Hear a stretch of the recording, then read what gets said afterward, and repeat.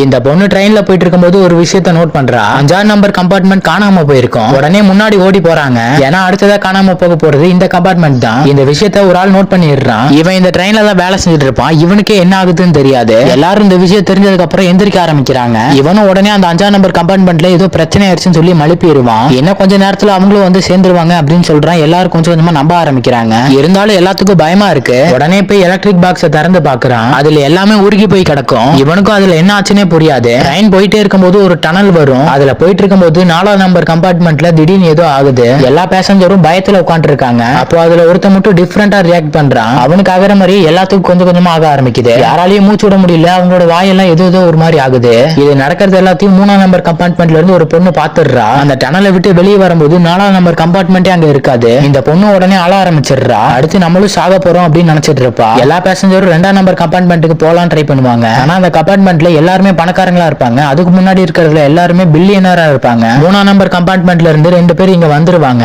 அவங்கள பார்த்துட்டு பணக்காரங்கள்ல இருந்து ஒரு பொண்ணு அவ வச்சிருக்க சென்ட் எடுத்து ஸ்ப்ரே பண்ண ஆரம்பிச்சிடுறா. அதுக்கப்புறம்